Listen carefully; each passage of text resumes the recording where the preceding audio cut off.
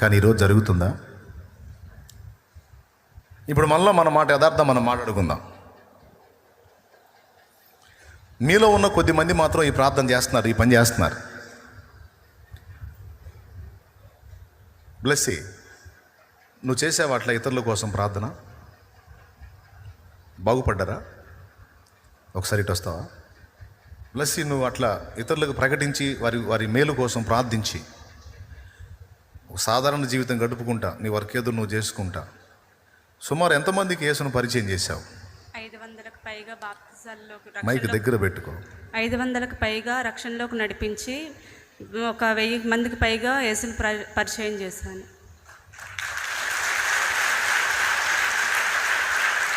ఒకసారి ఆలోచించండి. ఈ అమ్మాయి క్యాన్సర్ నుంచి కాపాడబడింది. ప్రార్థనా విజయాల్లో తనను చూపించి ఓ ప్రార్థనా విజయం మాట్లాడాను, గుర్తుందా? పూర్తిగా డీటెయిల్స్ ఇచ్చి రిపోర్ట్స్ కూడా చూపించి వాంతి చేసుకుంటుంటే వీడియో తీశాడు కొడుకు.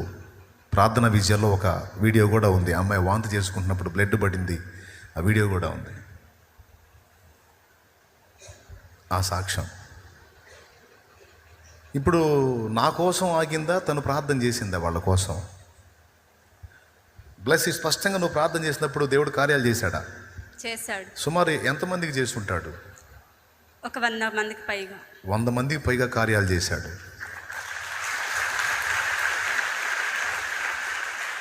బ్లెస్, నాకు అర్థం కాదు, ప్రార్థన చేయాల్సింది పాస్టర్లు కదా, నువ్వెట్ట చేశావు?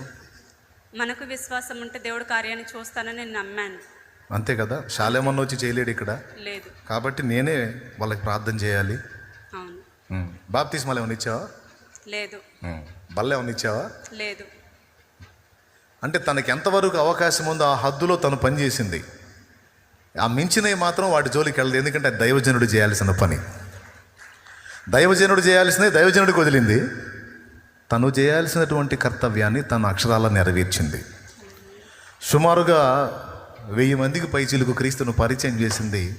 500కు పైచిలకు ఆత్మ రక్షణలోకి నడిపించింది. తను ప్రార్థించినప్పుడు సుమారు 100కు పైగా ఆత్మలకు స్పష్టమైనటువంటి అద్భుతం జరిగింది. ఇప్పుడు నా పాయింట్ ఏంటంటే, బ్లెస్సీకి నీకు తేడా అయింది, ఈ చెల్లికి నీకు తేడా అయింది. ఇక్కడ కూర్చుందా, అక్కడ కూర్చుందా? ఒక్కసారి ప్లీజ్ నాకు చెప్పండి. ఎక్కడ కూర్చుంది? మరి ఆమె ప్రార్థన విని జవాబిచ్చిన దేవుడు నీ ప్రార్థన విని నీ బంధువుల్ని, నీ ఇంటి వారిని, నీ కుటుంబ సభ్యుల్ని, ఇరుగు పొరుగుల్ని స్వస్థపరచడా?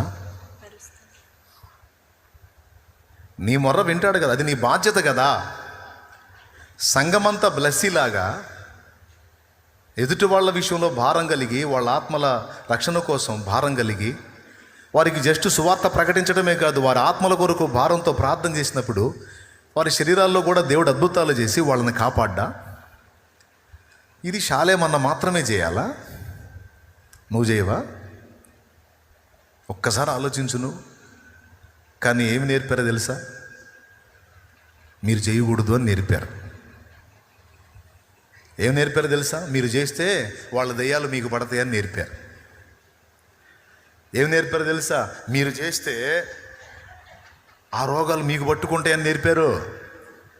అందుకని ఎందుకు వచ్చిన గొడవలే అని అదురుపోయి ఎవరికన్నా ఏదన్నా సమస్య వస్తే మీరు ప్రార్థన చేయటం మానేసి దైవజనుడు ఉన్నాడని అటు నడిపించడం మొదలుపెట్టారు.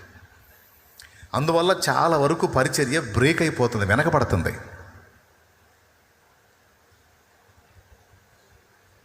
ఒక ఆడపిల్ల నడుము కట్టినట్టు నీ సాటి సహోదరుల కోసం నువ్వు ప్రార్థన చేస్తే, ఇందాక నేను చెప్పినట్టు, ఫలానా ప్రాబ్లంతో నువ్వు నలుగుతున్నావు, నాకు తెలుసు, నువ్వు చెప్పావు కదా, నేను ప్రార్థన చేస్తా చూసుకోబో అన్నప్పుడు నువ్వు రోజు మొరపెడతా ఉంటే వాళ్ళలో కార్యం జరిగినప్పుడు అతడే నీ దగ్గరికి వస్తాడు. మాట చేసేదానికంటే కూడా శక్తి తగిలితేనే ఎక్కువ కదిలేది కదలిక. హల్లెలూయా.